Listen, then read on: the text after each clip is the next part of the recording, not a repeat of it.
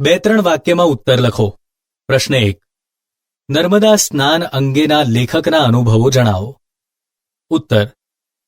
લેખક નર્મદામાં સ્નાન કરતા ત્યારે તેમને નર્મદા પોતાની હોય તેવી આત્મીયતાની અનુભૂતિ થતી. કાલાંતરોની સૃષ્ટિમાં નહાતા હોય એવું તેમને લાગતું. તેઓ નર્મદાના જળની એક જ અંજલી ભરે તો હાથમાંનું જળ ભૂતકાળના બધા દ્રશ્યો વર્તમાનની સમીપતાને તાદશ કરતા. તેઓ ભૂખ તરસ બધું ભૂલી જતા. પ્રશ્ન 2.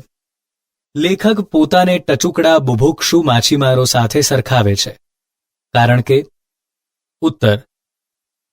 લેખક પોતાને ટચુકડા બુભુક્ષુ માછીમારો સાથે સરખાવે છે કારણ કે જેમ માછીમારો જાળ નાખીને માછલાની રાહ જોતા ઊભા હોય તેમ પોતે પણ એકરૂપ બની ગયેલા નદી, ધોધ અને તળાવના રમ્ય રૂપને જોવા ઊભા છે.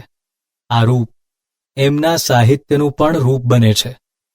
એનું વર્ણન કરવા માટે તેજસ્વી ગતિએ તેમની ભાષાને પણ જાણે ઊર્જા મળે છે.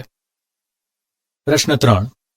લેખકની મુસાફરી યાત્રા બની રહેતી, કારણ કે. ઉત્તર.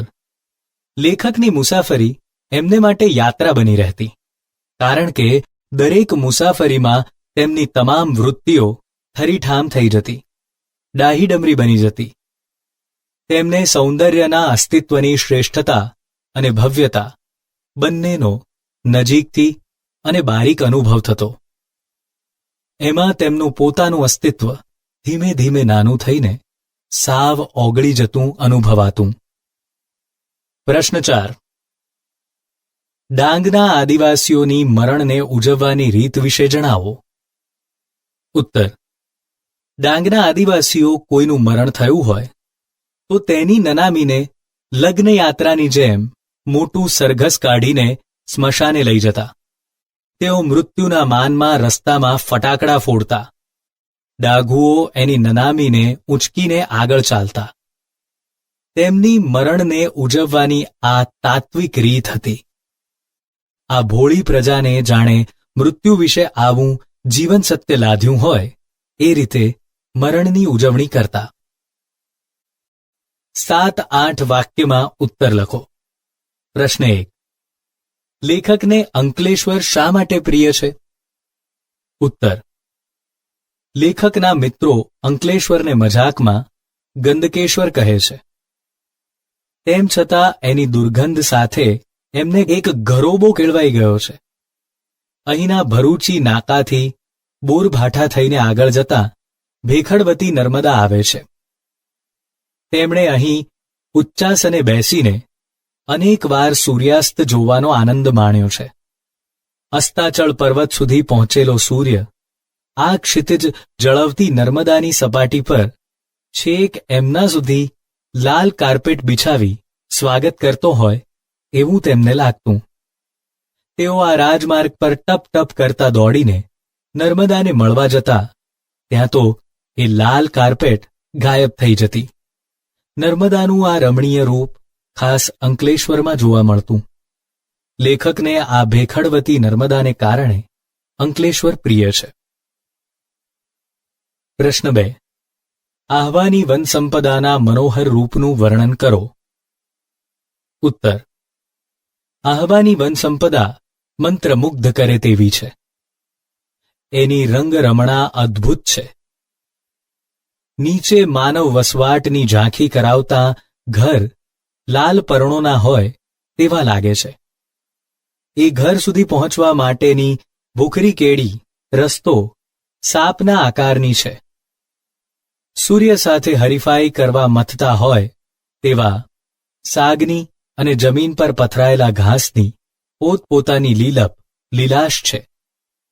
એ બંનેનો તોર મિજાજ સૂર્યપ્રકાશથી ચડિયાતો છે.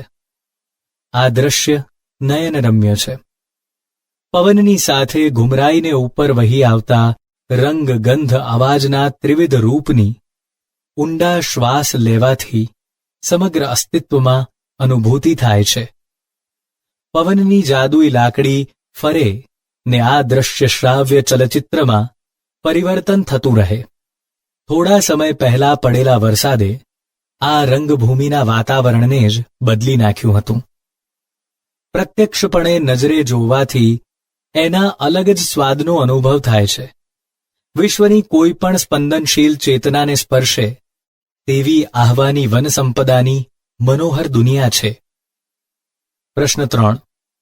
રાતના સમયે ખીણને રસ્તે જતાં લેખક શા માટે સ્તબ્ધ થઈ જાય છે? ઉત્તર. રાતના સમયે ખીણને રસ્તે ચારે બાજુ આગિયા ઉડતા હતા. આ આગિયાઓએ જાણે સાગના ઝાડને રાતોરાત શણગારી લીધા હતા. ઉપર આકાશ તારાખચિત અને નીચે આગિયાની ઉડાઉડ.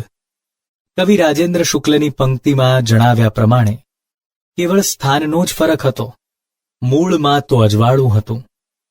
શિખર તારલાઓથી શોભતું હતું અને તળેટીમાં આગિયા ઝગમગતા હતા.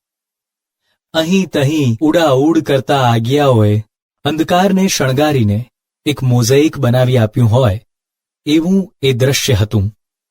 લેખક રાતના સમયે ખીણને રસ્તેથી પસાર થાય છે ત્યારે આ દ્રશ્ય જોઈને સ્તબ્ધ થઈ જાય છે. પ્રવૃત્તિ. આપણી વનસંપદા